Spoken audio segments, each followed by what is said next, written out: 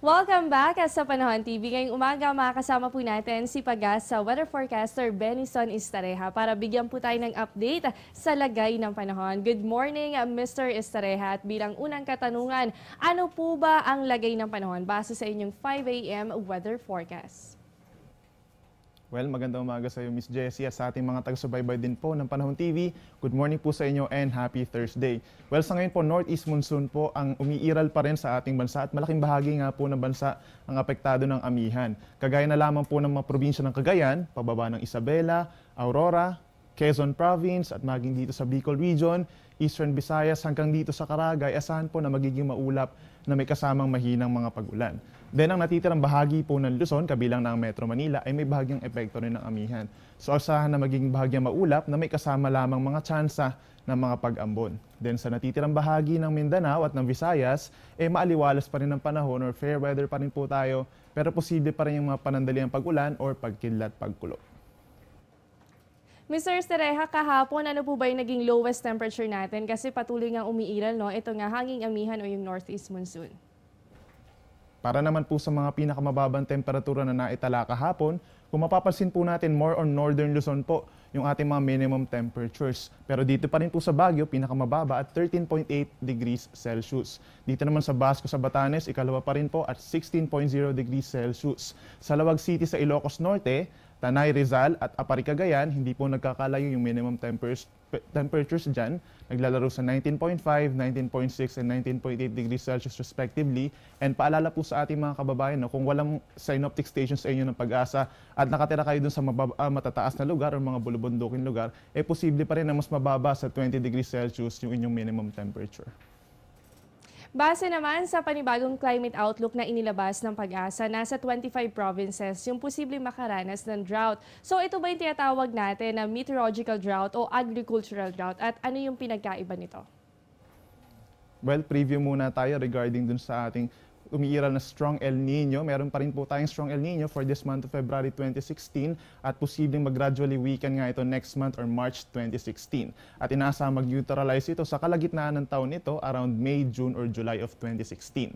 At base nga dun sa latest climate outlook natin, 9 na probinsya ang under ng dry spell at actually 26 na mga probinsya ang under ng drought or tagtuyot. So yung drought na yan, alamin natin kung ano muna yung pinagkaiba ng meteorological drought at yung agricultural drought.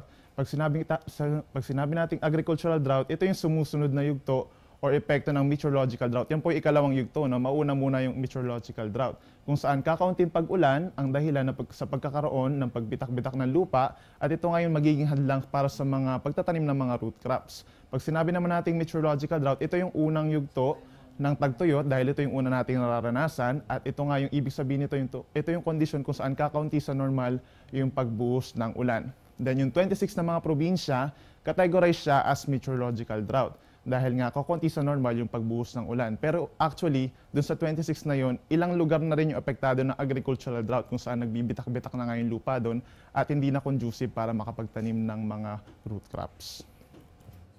At Mr. Estareja, bilang panghuling katanungan na lamang dahil medyo malakas nga itong amihan, no? Meron po ba tayo ngayon nakataas na gale warning? Yes, meron pa rin po tayong gale warning, no? At dito ngayon sa silangang bahagi ng Bicol Region, lalo na po sa Sorsogon, at maging dito rin sa silangang baybayin ng Samar and hilagang baybayin ng Northern Samar. So hindi po pwedeng pumalaot dyan ng ating mga kababayang mangingisda. And doon naman po sa nalalabing baybayin is safe naman po na maglayag ang anumang uri ng sasakyang pandagat. Ayan, maraming salamat po Mr. Estareja at nalaman na nga natin ang lagay ng panahon. At bago po tayo magpaalam,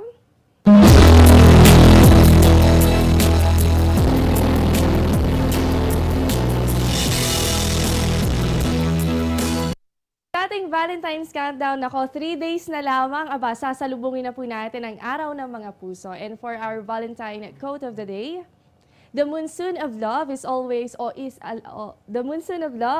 allow us looks colorful in the rain.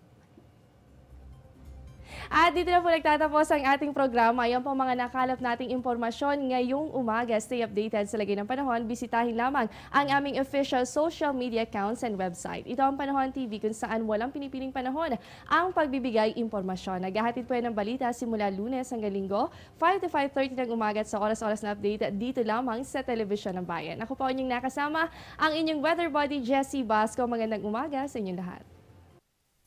Ang programang ito ay hatid sa inyo ng Air 21. Sagot ko, padala mo.